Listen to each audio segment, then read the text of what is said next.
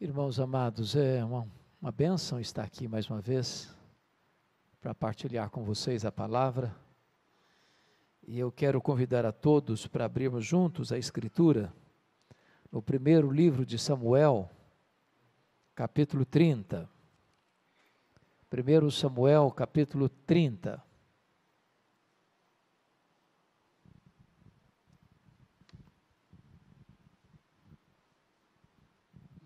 Está escrito o seguinte: Sucedeu, pois, que chegando Davi e os seus homens ao terceiro dia, a Ziclague, já os amalequitas tinham dado com ímpeto contra o sul Ziclague, e a esta ferido e queimado. Tinham levado cativas as mulheres que lá se achavam, porém a ninguém mataram, nem pequenos, nem grandes. Então somente os levaram consigo e foram seu caminho. Davi e os seus homens vieram à cidade, e ei-la queimada. As suas mulheres, seus filhos e suas filhas eram levados cativos. E então Davi e o povo que se achava com ele, ergueram a voz e choraram, até não terem mais forças para chorar. Também as duas mulheres de Davi foram levadas cativas, Ainoã, jezreelita, e Abigail, a viúva de Nabal, carmelita. Davi muito se angustiou, pois o povo falava de apedrejá-lo, porque todos estavam em amargura, cada um por causa de seus filhos e de suas filhas. Porém Davi se reanimou no Senhor seu Deus.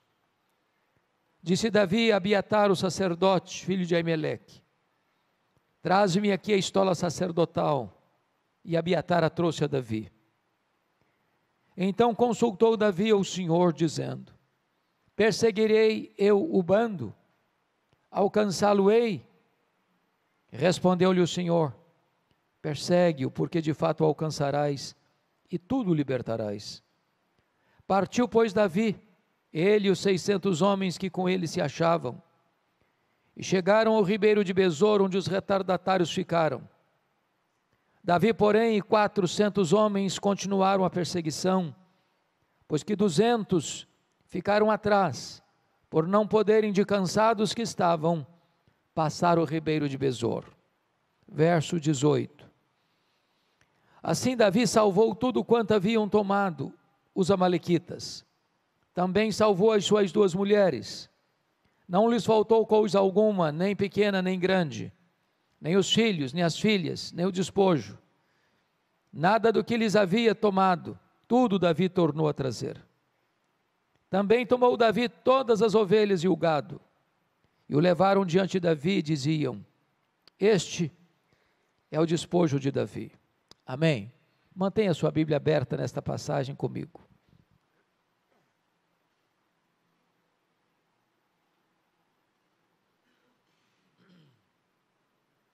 Irmãos, esse texto relata uma grande crise familiar. Esse texto relata o fato do sogro querer matar o genro. O sogro é Saul, o rei.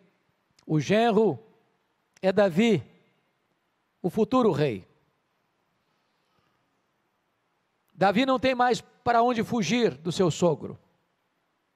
O rei está louco, tomado por um espírito maligno, e procura matar Davi de todas as formas, usando todos os meios, fazendo desse projeto talvez a sua principal plataforma de governo. Davi precisa se esconder do seu sogro nas cidades, nos campos, nos desertos, nas cavernas.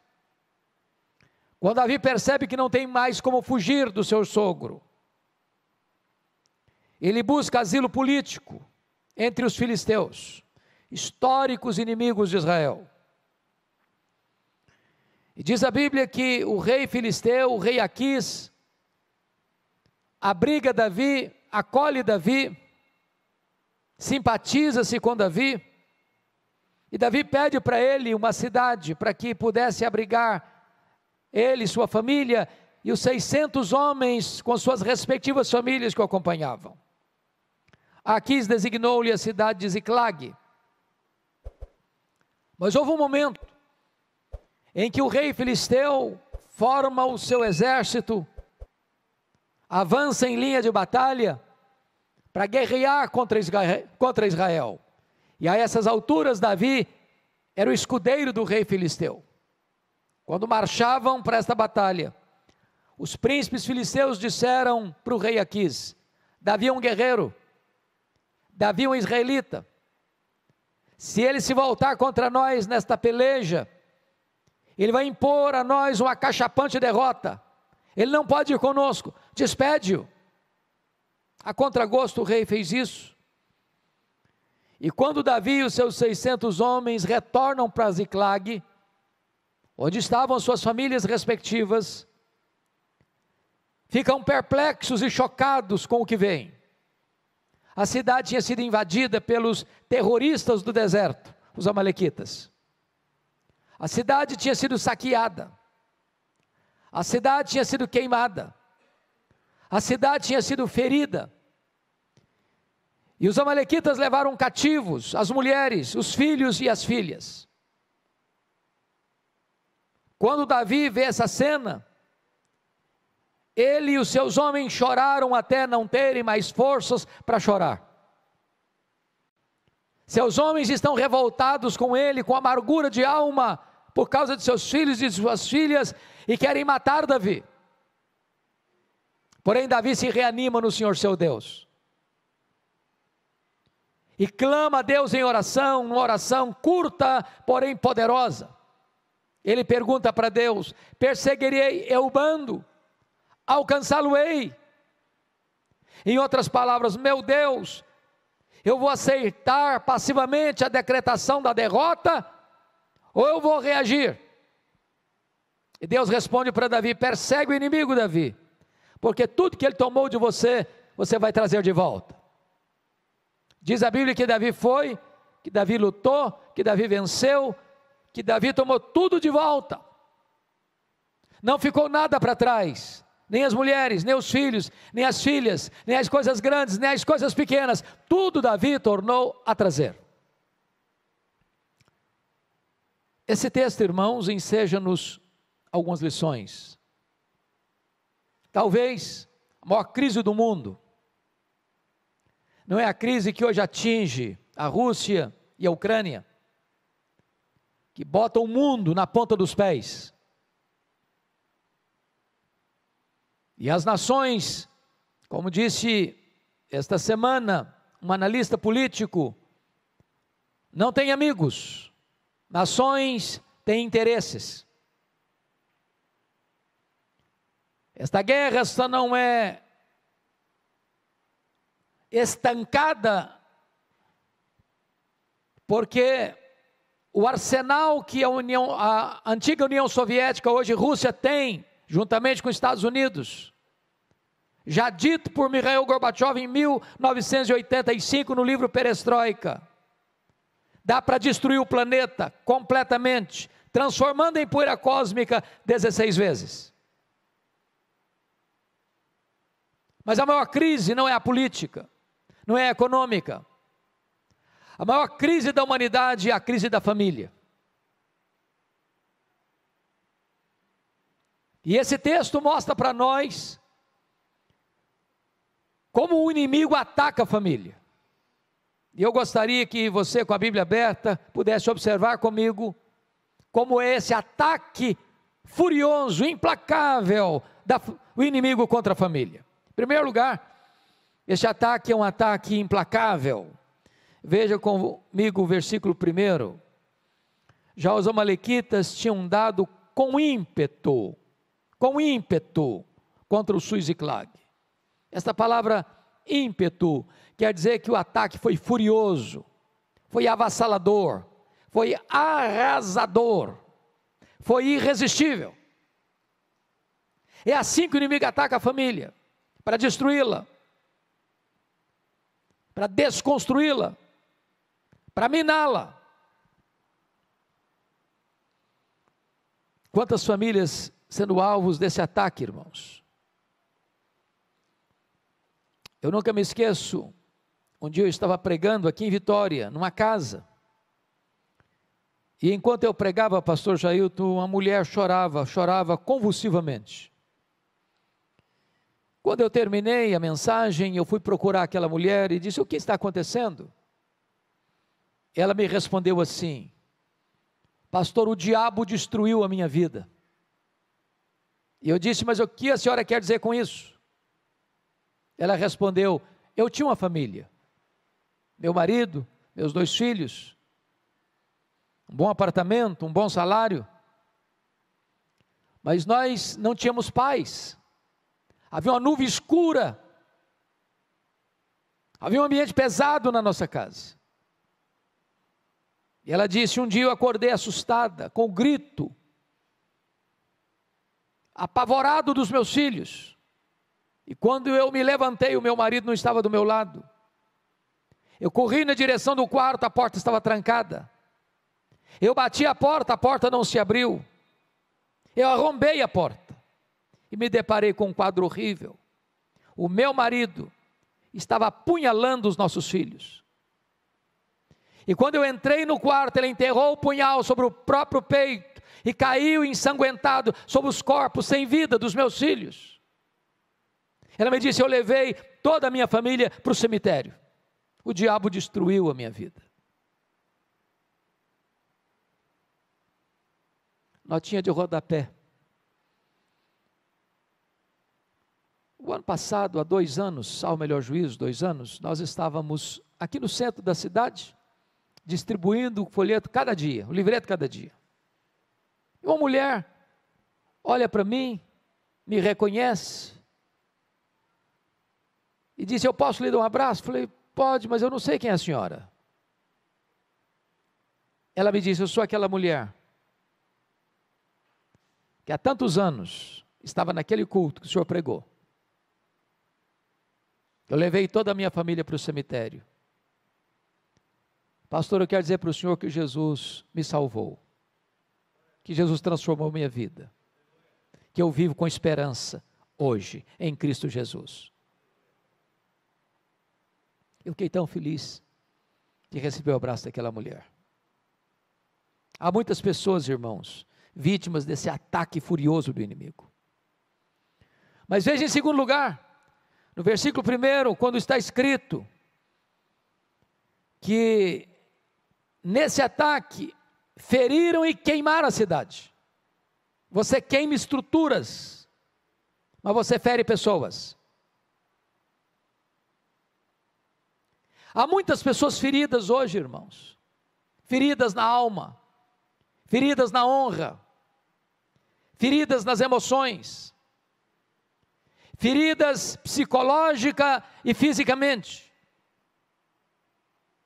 pessoas que sofreram abusos, pessoas que foram humilhadas, pessoas que vivem até hoje esse drama. Eu estava certa feita na cidade de Patrocínio, pregando num congresso de médicos e enfermeiros e enfermeiras cristãs, e me lembro que havia uma enfermeira muito sorridente, muito alegre, muito extrovertida, fazendo a recepção. Quando eu preguei a minha primeira palestra, dei a minha primeira palestra, aquela enfermeira se aproximou de mim e me fez uma pergunta muito curiosa. Ela me disse assim: o senhor está vendo esse sorriso bonito que eu tenho? Eu disse: é claro, é impossível não ver. Ela me respondeu: mas esse sorriso é uma mentira, pastor. Por trás desse sorriso eu carrego uma alma enferma, doente, ferida. Há muitas pessoas que estão sorrindo, mas lá no silêncio do travesseiro choram. Lá no recesso da alma estão doentes, cativas, feridas, machucadas emocionalmente. Um dia um irmão me procurou e disse: pastor Hernandes, o senhor não conhece a minha mãe? A minha mãe tem quase 80 anos, e a minha mãe é uma mulher triste. Desde que eu a conheço, eu sou o filho mais velho, ela é uma mulher triste. Já levamos para todo tipo de médico que o senhor possa imaginar, já tomou todo tipo de remédio que o senhor possa pensar, nada, ninguém curou até hoje a tristeza crônica da minha mãe. O senhor podia orar por ela? Eu disse, eu vou orar por ela. Quando eu cheguei naquela casa, aquela senhora estava sentada com semblante abatido, com um olhar distante. Eu fui conversando com ela. Daqui a pouco, pela graça de Deus, ela disse para sua família, eu quero ficar sozinha com o pastor. Quando eu fiquei sozinho com ela, ela me olhou nos olhos e me disse assim, pastor Hernandes, eu sofro há 60 anos. Disse, o que houve? Ela me disse, eu traí meu noivo. Ele nunca ficou sabendo. Fui casada há muitos anos, já sou viúva há tantos anos, mas aquele pecado está tão vivo na minha memória como se eu tivesse cometido hoje de manhã. Eu não tenho paz, eu vivo numa masmorra emocional, eu sou atormentada todo dia pelo chicote da culpa, e eu confesso para vocês que eu chorei com aquela mulher, por ver como o inimigo tinha mantido aquela mulher debaixo das suas garras, tantos anos, e eu falei para ela de Jesus, e eu falei para ela da graça, e eu falei para ela da cruz, e eu falei para ela do perdão que há em Cristo Jesus, e eu falei para ela do sangue do Cordeiro que pode nos purificar de todo o pecado, e naquele dia aquela mulher se rendeu a Jesus, sorriso brotou nos seus lábios, e eu tive o privilégio de acompanhá-la, de discipulá-la, até o dia que, 10 anos depois, o Senhor Jesus a chamou para si. Mas estava machucada e ferida, há tantos anos. Se vocês olharem comigo no verso 3, quando o inimigo vem para atacar, irmãos, o principal alvo é a família. Porque se você desconstrói a família, você atinge a igreja.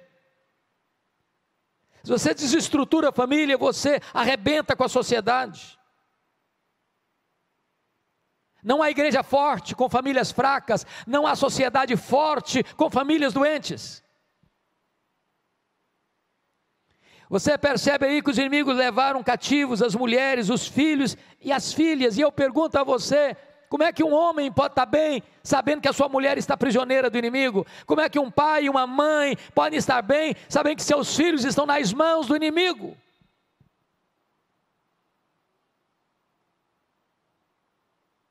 E há muitos laços, e há muitas armadilhas, e há muitas armas que o inimigo usa, o arsenal é pesado para atingir a nossa casa, atingir a nossa família.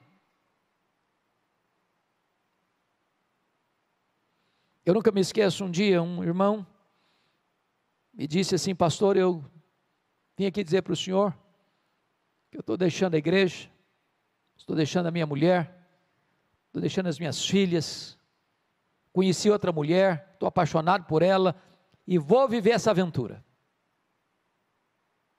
Nada que eu disse para ele fez efeito. Eu falei, eu insisti, eu exortei, eu roguei, nada. Como se estivesse falando para uma pedra, impenetrável. Algumas vezes eu fui visitar aquele homem, e encontrava despachos aos demônios dentro da sua casa. E eu exortava e não valia nada. Aquele homem chegou a ponto de ir para cemitérios à meia-noite, fazer despacho aos demônios. E eu exortava, valia nada. Um dia eu cheguei para aquele homem e disse, eu preciso contar uma história para você. E eu contei a história que eu vivi na África do Sul, lá entre os Zulus. Os Zulus têm uma prática curiosa. Quando um rapaz começa a namorar com uma moça, o rapaz dá um lenço branco para ela. Enquanto o namoro durar, a moça fica com o lenço branco. Se o namoro terminar, ela precisa devolver o lenço branco para o rapaz. Se ela não devolver, é como se ela quisesse ou desse liberdade para aquele rapaz até abusar dela. Nós estávamos na missão, quando aconteceu um fato de um ex-namorado abusar de uma moça. a ex-namorada. Os pais levaram o caso às autoridades. A primeira pergunta que foi feita foi essa, para a menina: você devolveu o lenço branco para o rapaz? Ela disse não. E eles disseram: então não podemos fazer nada, essa é a nossa cultura. E eu disse para aquele homem: você precisa devolver o lenço branco. Passaram-se uns 3 meses, pastor Jailton. Eu estava no gabinete pastoral, aqui na sala 1, o telefone tocou, era ele. E ele me disse: pastor, corre na minha casa, que eu quero devolver o lenço branco. Corri para lá. Irmãos, poucas vezes eu vi uma cena daquela na vida. Ele é sentado na minha frente, de repente aquele homem começa a tremer da cabeça aos pés. Esse homem começa a suar a roupa, a ponta da roupa ficar completamente encharcada. E eu sabia o nível da batalha espiritual que ele estava vivendo. E eu disse: você quer devolver o lenço branco? Ele disse: pastor, eu preciso. Disse: então você vai pegar uma caixa, e tudo que você tiver de feitiçaria dentro dessa casa, bote dentro dessa caixa. E aí começou a trazer velas, patuás, aventais, correntes e tantas outras coisas. Encheu aquela caixa. Eu disse: agora nós vamos levar para o quintal e queimar isso, como um símbolo do rompimento com toda a prática de feitiçaria. Peguei 1 litro de álcool, charquei tudo aquilo com álcool. Ele pegou o palito de fósforo, riscou e não pegou fogo. Riscou o segundo palito de fósforo, não pegou fogo. Ele deu uma risada, uma gargalhada cavernosa e disse: não vai pegar fogo. E eu disse: vai pegar fogo em nome de Jesus, que agora quem vai riscar o palito de fósforo sou eu. Quando eu risquei o palito de fósforo, o fogo pulou naquela caixa, e ele deu um grito desesperador e caiu desacordado aos meus pés. Eu clamei pelo nome de Jesus. O Senhor trouxe aquele homem à consciência, com o coração quebrantado, arrependido, e Deus libertou naquele dia, naquela circunstância. Mas estava prisioneiro do inimigo. Agora notem, outra artimanha do inimigo, irmãos, está aí no versículo de número 6.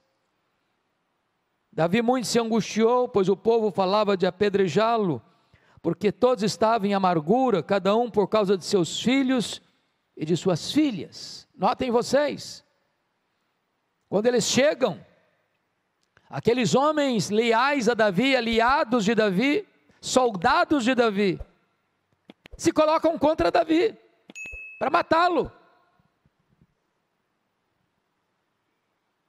Tem hora que eu fico me colocando no lugar de Davi, com um pastor que tem uma igreja de 600 membros, não tem nenhum membro do lado do pastor, todos querem matá-lo. Eu acho que eu me desidrataria, eu acho que eu acabaria ali, liquefeito, uma situação dessa. Mas aqui está um retrato, irmãos, que acontece hoje. Surge um problema na família, marido acusa a esposa acusa o marido, os pais acusam os filhos acusam os pais, vira um pé de guerra dentro de casa, por não discernir as coisas espiritualmente.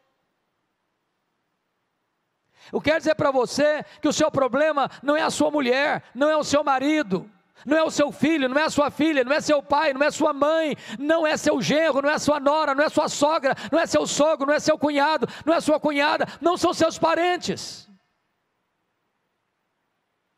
A nossa luta não é contra carne e sangue, mas contra principados e potestades, contra dominadores deste mundo tenebroso, contra forças espirituais do mal.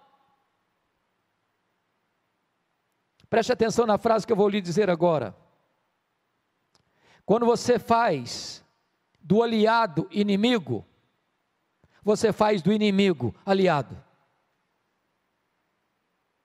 É hora da família se unir, é hora da família orar, é hora da família compreender contra quem é a luta, senão nós vamos gastar nossas energias lutando uns contra os outros, machucando uns aos outros, querendo apedrejar uns aos outros. Mas em último lugar, nessa estratégia do inimigo, nesse primeiro ponto, vá comigo ao verso 16 desse texto, nós não lemos no começo, vamos ler agora, veja o que está acontecendo aí. Eis que estavam espalhados sobre toda a região, comendo, bebendo e fazendo festa por todo aquele grande despojo que tomaram da terra dos filisteus e da terra de Judá. Quando o inimigo ataca o povo de Deus, fere o povo de Deus, torna cativo alguém do povo de Deus, o texto está dizendo aí, esse inimigo celebra, festeja, acerca dessa vitória. A pergunta, portanto, a fazer nesta noite é esta: onde a minha vida, onde a minha família está produzindo festa? No acampamento de Deus ou no arraial do inimigo? Me permita ilustrar isso. Acho que todos vocês conhecem a história de Sansão. Sansão era um milagre de Deus. Sua mãe era estéril. Seu nascimento foi anunciado por Deus. Sansão nasceu para ser um libertador. Sansão foi consagrado a Deus desde o ventre. Ele era um nazireu.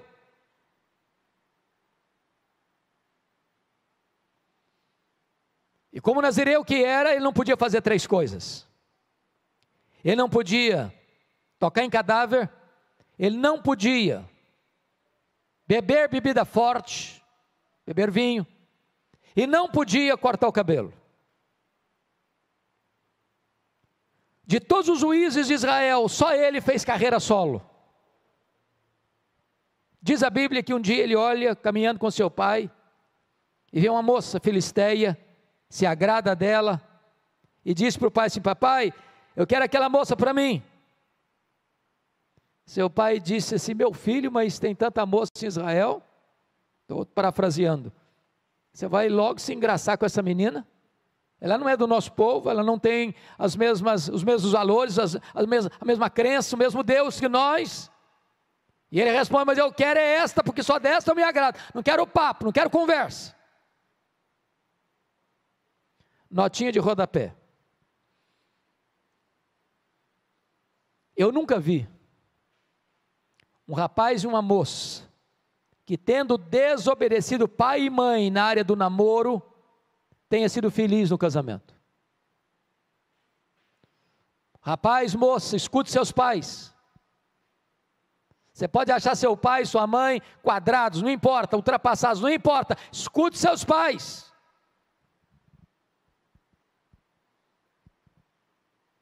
Pai e mãe, tenha coragem de interferir no namoro de seus filhos.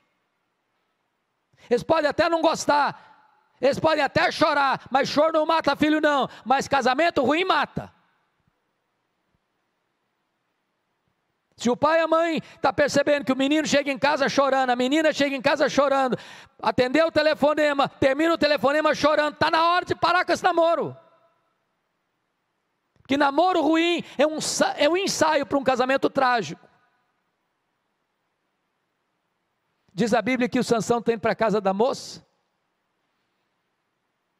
e de repente um leão novo sai em cima dele, ele pega o leão e rasga como se rasga um cabrito. Eu, quando leio esse texto, começo a dar risada, porque eu não consigo rasgar um coelho, quanto mais um cabrito e um leão. E aí jogou o corpo do leão para lá, no dia do casamento. Imagino ele com um terno, com gravatinha borboleta, indo para a festa do casamento com o pai, lembrou do negócio, do leão, passou por lá, foi dar uma olhadinha, tinha um enxame de abelhas no caveira do leão, pegou um favo de mel, começou a chupar, ainda deu para o seu pai, quebrou o primeiro voto ali, ele não podia tocar em cadáver, foi buscar prazer no que estava podre, doçura no que estava morto. Aí o texto prossegue que ele chega lá e dá uma festa de casamento de arromba, porque não queria ser diferente dos moços da sua época. Ele era nazireu. Na festa dele não podia ter bebida forte, mas ele não teve coragem, ele não teve peito para ser diferente. Notinha de rodapé de novo, irmãos. As nossas festas de casamento no meio evangélico, Brasil afora, via de regra, estão se transformando numa vergonha. Uma vergonha. Você sai da igreja, culto lindo, música linda, pregação da palavra de Deus, e vai para um cerimonial chique, bonito, e lá o pau rola. O pau rola. A música que rola lá não tem nada a ver com Deus mais não. Bebida alcoólica tem todas. O povo de Deus cai na pista de dança e volta para casa com as pernas bambas, bêbado.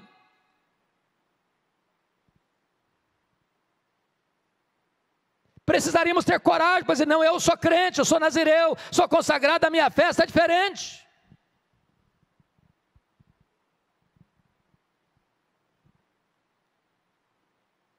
Mas Sansão não teve coragem não.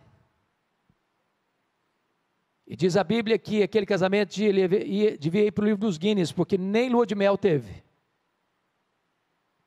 E a pessoa sai da festa para matar 30 filisteus, eu não acho graça nenhuma nisso. Quando ele volta, o sogrão dele tinha dado a mulher dele para outro homem. Ele ficou irado, queimou a campina dos filisteus, deram um jeito de prendê-lo, usando os próprios israelitas para prendê-lo. Ele mata 1000 filisteus com a queixada de jumento, desce a Gaza, e diz a Bíblia que lá ele se deita com a prostituta, um homem de Deus, cheio do Espírito Santo, porque um abismo leva a outro abismo, e ele sai de Gaza com o portão da cidade nas costas, e com os pecados da cidade no coração, e vai deitar no colo de Dalila, já que tinha quebrado os 2 primeiros votos, e agora ele começa a brincar de novo, até que Dalila, na 4ª vez, consegue cortar o cabelo dele, por meio dos filisteus, e ele que já tinha se livrado da primeira, da segunda, da terceira vez, diz, ainda desta vez eu me livrarei. Livrou coisa nenhuma, ficou preso. O pecado é assim, você se livra da primeira, da segunda, da terceira, na 4ª você fica. Sansão, luz, ficou nas trevas, ficou cego. Sansão, libertador, ficou preso. Sansão, homem que deveria trazer glória para o nome de Deus, foi levado para o templo de Dagon, e lá eles zombam de Deus, escarnecem dele, porque um servo de Deus brincou com o pecado, foi motivo de festa no arraial do inimigo, e não no acampamento de Deus. É claro que se eu terminasse aqui, você ficaria desesperado, e eu também. O que você faz, quando você constata que o inimigo está atingindo a sua casa, a sua família? Primeiro lugar, versículo 4, olha comigo. Então Davi e o povo que se achava com ele ergueram a voz e choraram, até não terem mais forças para chorar. Irmãos amados, essa é uma necessidade da igreja hoje, da minha vida, da sua vida, da nossa casa. Hoje o povo de Deus está chorando com os melodramas de Netflix. Mas às vezes não choramos pelo estado espiritual da nossa vida, da nossa casa, da nossa família.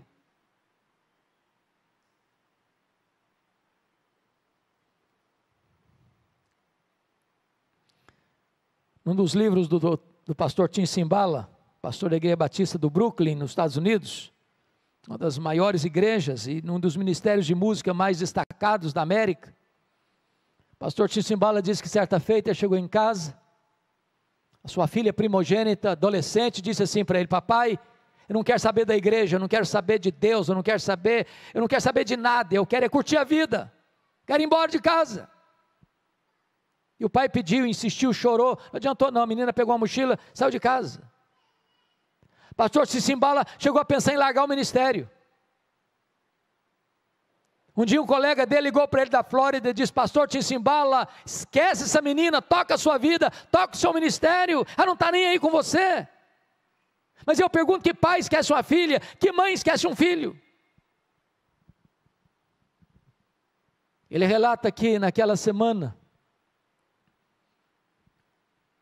numa das vigílias de oração da igreja, levanta-se uma mulher e disse assim, pastor Cymbala, a nossa igreja nunca chorou pela sua filha. A nossa igreja nunca levantou um clamor em favor da sua filha. E ele diz que naquela noite, naquela madrugada, os crentes presentes naquela reunião de oração deram as mãos, fizeram um grande cordão ao redor dos bancos. E aquele templo se transformou numa sala de parto, de gemidos, de soluços, de lágrimas. Quando ele chegou em casa de madrugada, ele disse para sua esposa: querida, eu não tenho dúvidas de que Deus libertou a nossa filha nessa madrugada. 3 dias depois, bem de manhã, a campainha toca, a mãe vai à porta, era sua filha, e quando ela viu a porta aberta, ela entrou, correu no quarto onde estava seu pai, abraçou as pernas do seu pai, e chorando disse: papai, me conte o que aconteceu há 3 dias de madrugada. Eu estava em casa e fui acordada e tomada de convicção de pecado, escamas como que caíram dos meus olhos, e eu enxerguei a loucura que eu estava fazendo. Eu quero dizer para o Senhor que eu estou de volta para Deus, eu estou de volta para a igreja, eu estou de volta para a minha família. Jesus me salvou e me libertou.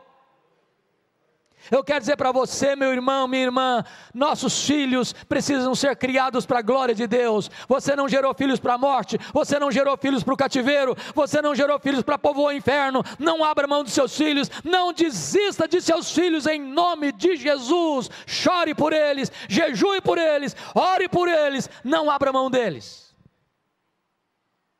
Mas uma segunda coisa que esse texto nos mostra. Confira comigo o verso 6. Davi muito se angustiou, pois o povo falava de apedrejá-lo, porque todos estavam em amargura, cada um por causa de seus filhos e de suas filhas. Agora preste atenção na adversativa. Porém, Davi se reanimou no Senhor, seu Deus. Irmãos, a situação é muito ruim. Davi está sendo perseguido pelo sogro. Só quer matá-lo. Ele consegue formar um exército de 600 homens leais a ele. E agora os 600 homens também querem matá-lo. Sua família está toda na mão do inimigo. As famílias dos seus homens leais a ele estão todas nas mãos do inimigo. Ele está sozinho. Os inimigos estão rindo, festejando. A situação é a pior. Mas nessa conjuntura toda, diz a Escritura, ele se reanimou no Senhor, seu Deus. Tem hora que parece que não tem mais jeito, tem hora que parece que você chegou no fim da linha, tem hora que parece que você chegou no fundo do poço, tem hora que parece que você quer jogar a toalha, não tem mais jeito, é melhor desistir, não tem mais esperança para o meu casamento, para a minha família, para os meus relacionamentos. Mas mesmo que você chegue no fim da linha, com Deus tem esperança, com Deus tem jeito. Ele se reanimou no Senhor, seu Deus. O que é maravilhoso no texto, que essa não é reação com bravatas humanas. Ele se reanima, não para brigar, não para medir forças, não para estadiar seus direitos. Ele se reanima no Senhor seu Deus, e busca a Deus em oração.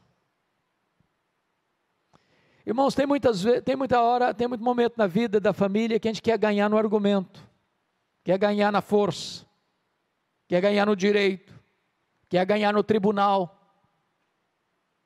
E há nós na família que só são desatados com oração.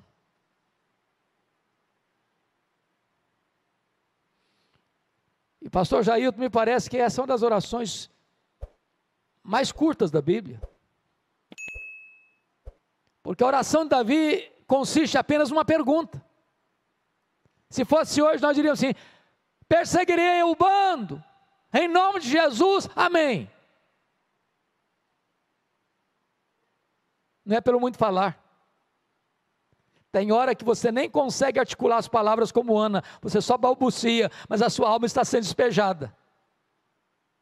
Deus escuta o silêncio, Deus escuta os gemidos, Deus vê as lágrimas. E o que é maravilhoso é que quando você ora, Deus responde. E Deus responde para Davi: persegue Davi, porque tudo que o inimigo tomou de você, você vai trazer de volta.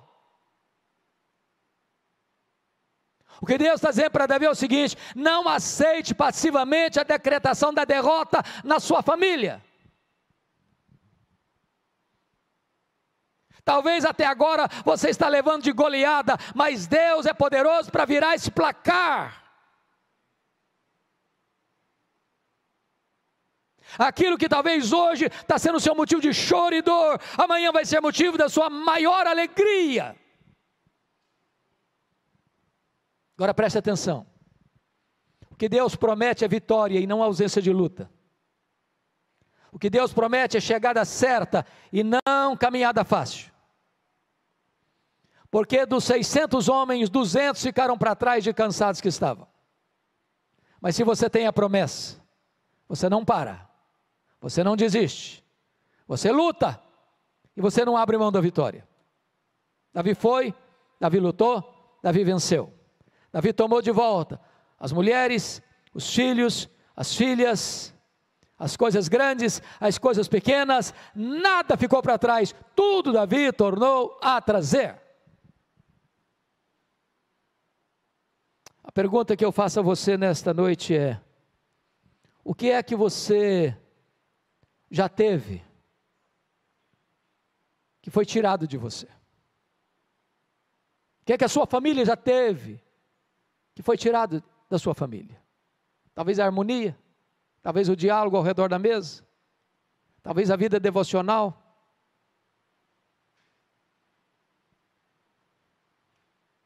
Talvez o carinho, o afeto conjugal, relacionamento gostoso, harmonioso com os filhos, com os pais. Toma de volta em nome de Jesus. Toma de volta em nome de Jesus. Eu quero concluir levando vocês ao livro de Êxodo. Para mim é o livro mais importante da Bíblia na área de batalha espiritual.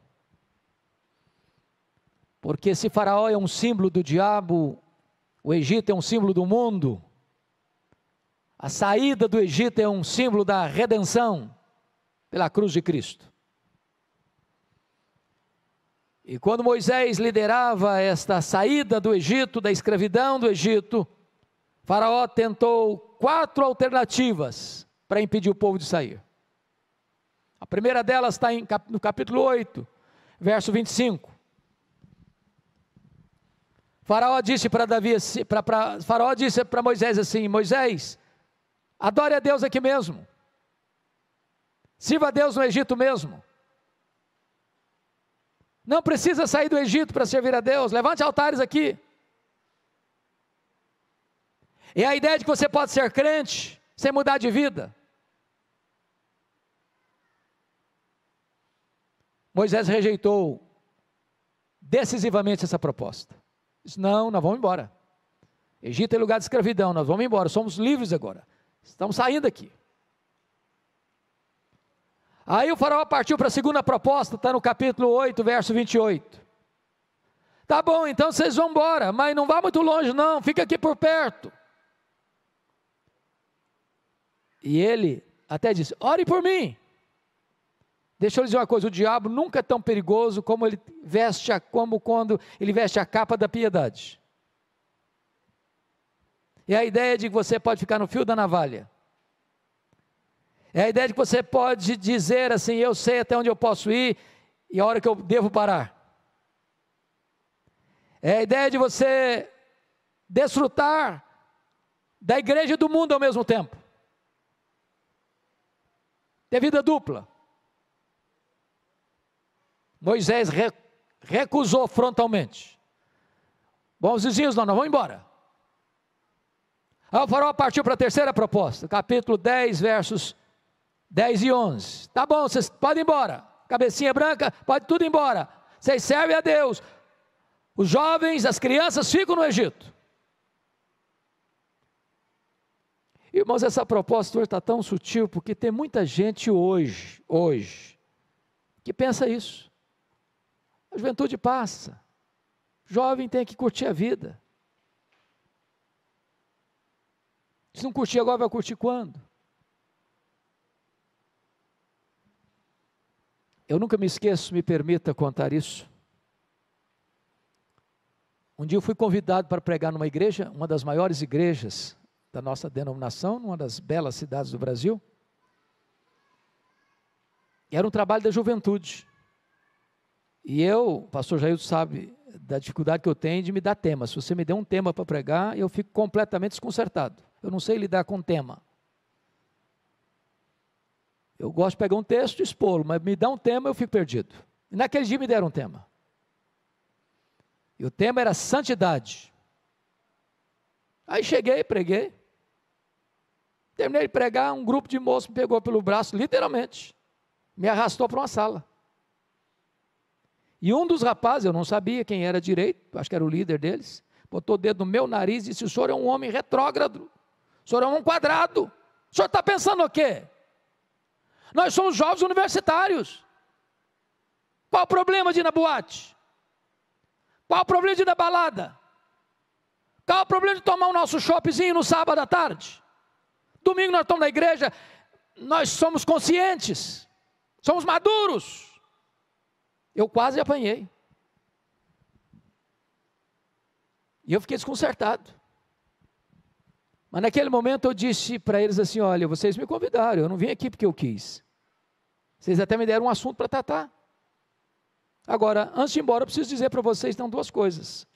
Primeiro, 1 Coríntios 10, 31. Portanto, quer comais, quer bebais, quer façais qualquer outra coisa, fazei tudo para a glória de Deus. Vocês querem ir para a boate? Pode ir. Quer ir para a balada? Pode ir.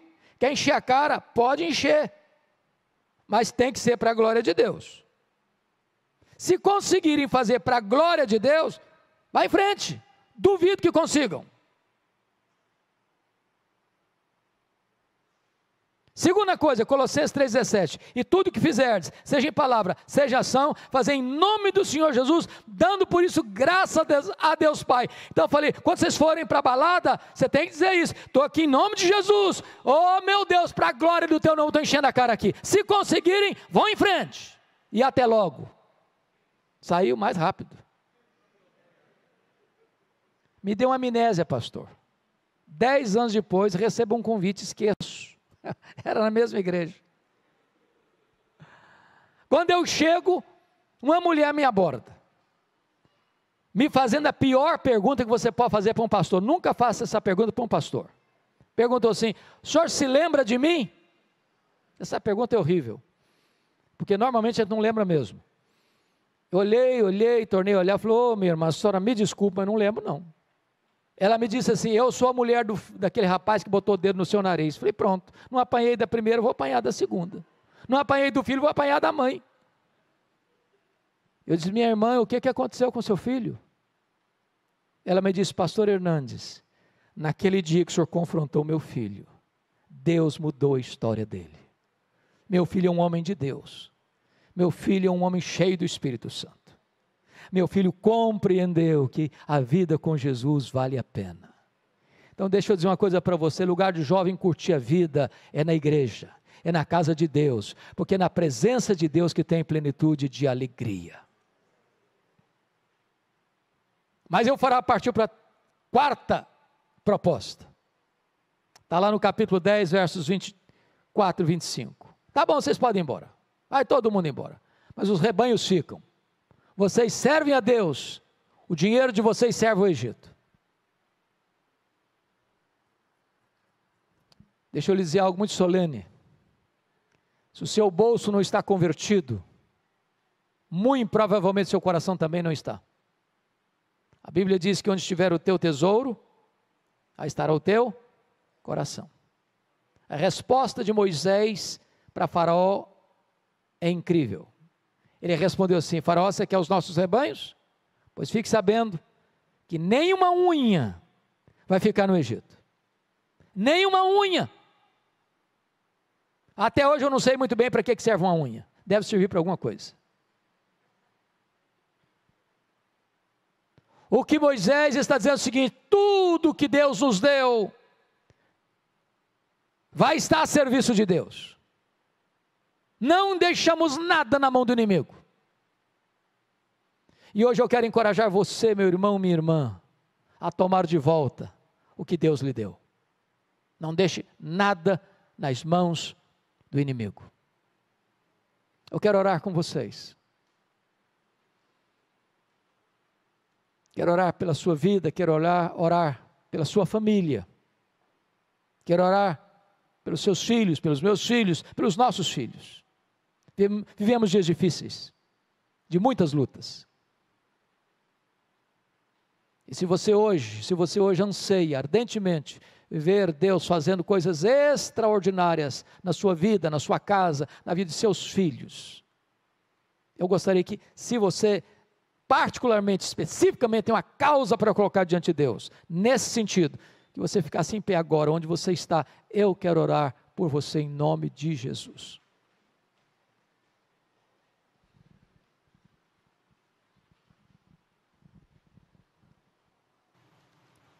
Senhor Deus, nós te adoramos nesta noite,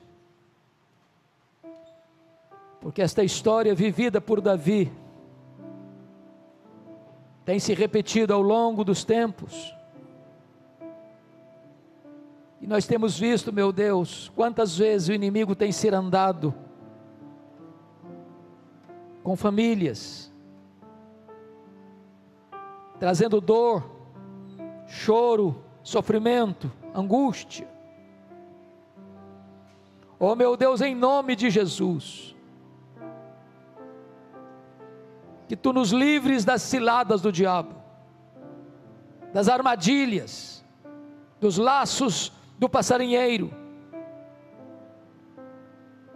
que Tu despertes a nossa geração, Senhor,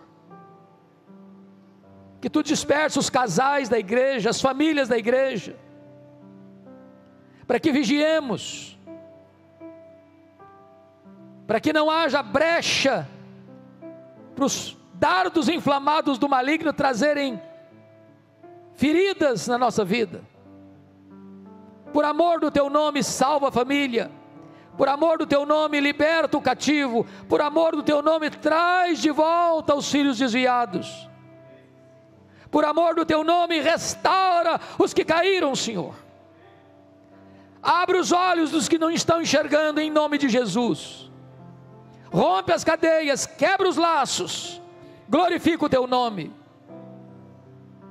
Que nesta noite, Senhor, o Teu Espírito Todo-Poderoso, que convence de pecado, vá ao encontro dos nossos filhos, das nossas filhas, dos nossos netos, dos nossos bisnetos, dos nossos entes queridos, alcance-os, meu Deus, por amor do Teu nome, traz-os de volta. Apressa esse dia, Senhor. Oh meu Deus, nós não geramos filhos para a morte, Senhor. Nossos filhos são Teus, são herança Tua.